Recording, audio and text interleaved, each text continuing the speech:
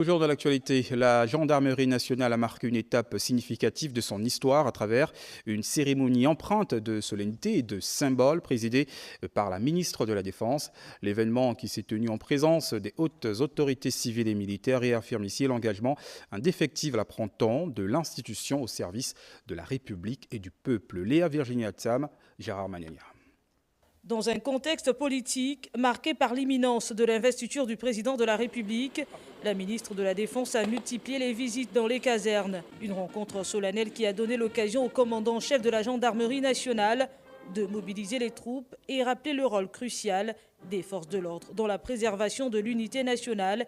Tout en maintenant l'esprit de discipline, la gendarmerie nouvelle doit être constituée par des personnels dont le comportement digne d'envie est marqué notamment par la courtoisie, le respect des droits des citoyens, le professionnalisme, le sens élevé de l'humain.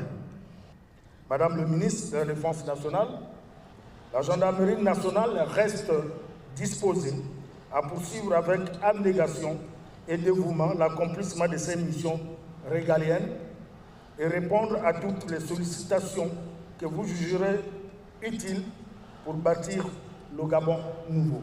Au cœur de cette cérémonie à la Cour générale Georges Koma, un hommage appuyé aux valeurs fondamentales que porte la gendarmerie nationale. Vous avez rappelé au monde que les forces de défense et de sécurité demeurent la citadelle de la paix civile et le rempart inébranlable de la République. À l'heure où la 5e République lève sur le Gabon l'aurore chantée dans la concorde, restons indivisiblement liés par notre devise « Honneur et fidélité à la patrie ». Cette cérémonie, au-delà de sa portée protocolaire, s'est voulue un moment de cohésion et de réaffirmation des valeurs républicaines à l'aube d'une nouvelle République.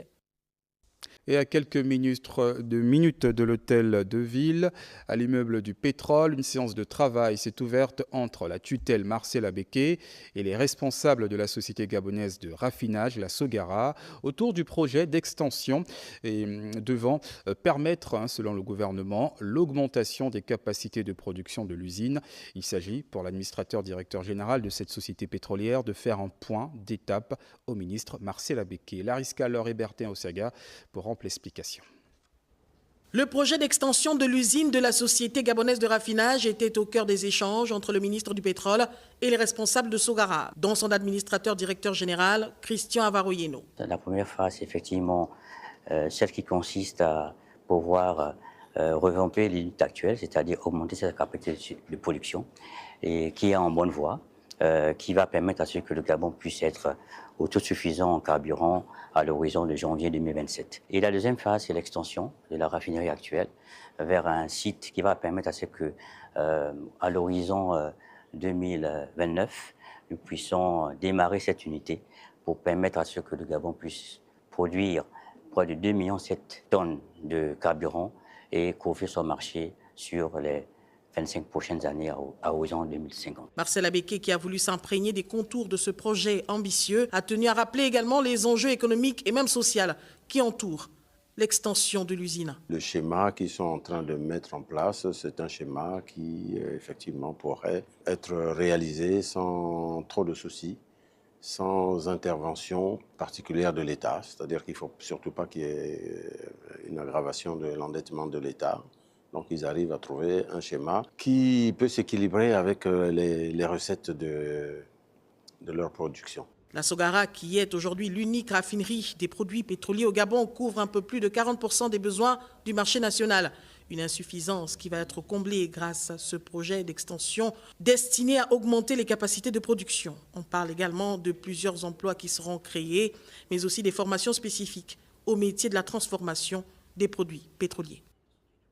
Ce mardi également s'est tenue une rencontre entre le ministre de la Justice et la ministre de la Femme et de la Protection de l'Enfance en présence d'une kyrielle d'associations œuvrant dans la défense des veuves, des orphelins et des femmes victimes de violences. Celle-ci, selon les autorités, avait pour but de mener un plaidoyer pour la création d'un bureau d'assistance judiciaire. Andy Tungi, Jean de Dieu Mambundu, Dorsi Itikadia. Une rencontre décisive entre le ministre de la Justice, Paul-Marie Ngonjou, et la ministre de la Femme et de la Protection de l'Enfance. À leur côté, Plusieurs associations engagées dans la défense des droits des veuves, des orphelins et des femmes victimes de violences. Il s'agissait de faire un plaidoyer au ministre de la Justice pour permettre à ce qu'on ait un bureau d'assistance judiciaire qui sera là pour accompagner toutes ces personnes, tous nos compatriotes qui sont des compatriotes vulnérables et qui généralement ont des difficultés à trouver des solutions dans le suivi de leur situation judiciaire. Les deux ministres ont dressé un constat préoccupant. De nombreuses veuves sont victimes de spoliation après le décès de leur époux, tandis que les orphelins manquent souvent de suivi et de prise en charge adaptée. La méconnaissance des droits, l'absence d'assistance judiciaire, surtout pour les femmes victimes de violences et de lourdeurs administratives, aggravent encore leur situation. Nous sortons de là satisfaits de savoir que les difficultés de nos compatriotes sont prises en compte et nous suivons là les directives des plus hautes autorités, celle-là de pouvoir permettre à ce que la justice soit une justice sociale dans notre pays. À la sortie de cette rencontre, les acteurs se sont dit satisfaits. La promesse d'un engagement concret du ministre laisse entrevoir une avancée significative dans la lutte pour l'accès à la justice des personnes vulnérables. Toujours dans l'actualité, un des membres du gouvernement de la transition, le ministre de la Santé, le professeur Adrien Mougougou, a effectué une visite inopinée ce jour. D'abord à l'INFAS, puis au laboratoire national. Objectif, voir le niveau d'exécution des travaux en cours. On en parle avec Andy Tungui et Prestine Guayman. Sur le site de l'INFAS, le ministre de la Santé entame cette visite inopinée. À peine quelques pas, le ton monte d'un cran. Il y a une clause dans le document qu'on a signé qui dit que c'est la toute dernière prolongation. Et vous n'allez pas laisser une école dans laquelle après nos enfants, nos femmes, nos neveux et tout, dans cet état-là. Loin d'être une balade de santé, le professeur Adrien Mougougou tient à ce que les travaux arrivent à leur terme. Le projet en décembre, plus tard, on doit avoir bouclé.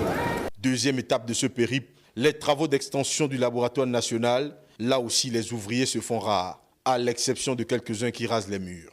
J'ai un devoir, tout faire pour que les projets aboutissent. Parce que vous savez, lorsqu'un gouvernement arrive à mobiliser des financements et qu'on ne les utilise pas, c'est presque une faute professionnelle. Et donc, moi, j'estime que ce moment-là est passé.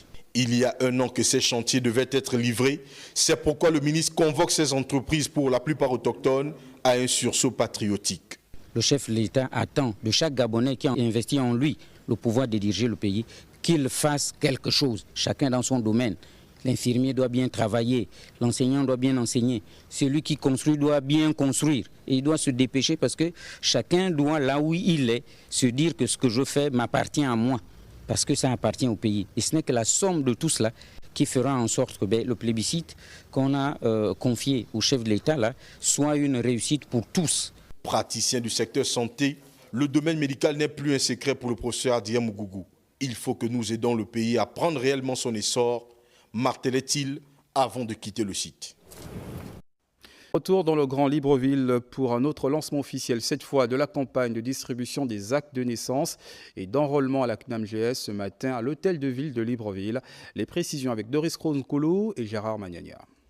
Des mains des membres du gouvernement, ces compatriotes reçoivent enfin leurs documents d'état civil, acte de naissance, jugement supplétif et une carte d'immatriculation CNAMGS, autrefois apatride. Je vous remets ici l'acte de naissance de votre fils nommé Miyindou Binza Ulrich Kerli Lester.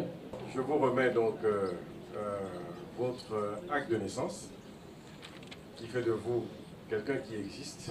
Je vous remets ici vos pièces d'état civil qui font de vous un véritable concitoyen. Toutes nos félicitations.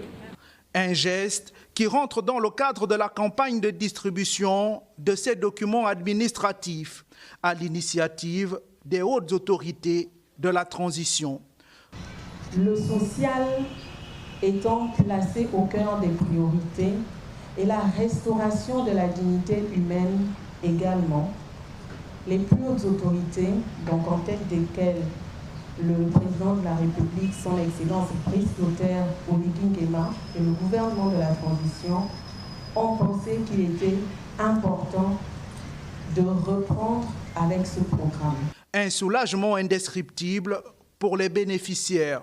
Un sentiment de satisfaction, de joie. Je ne peux pas décrire l'émotion, en fait. Juste merci au chef de l'État. Ce sont des milliers de personnes concernées par cette opération. Un total de 8331 actes de naissance à distribuer et autant de compatriotes à enrôler à la CNAM-GS dans le grand libreville.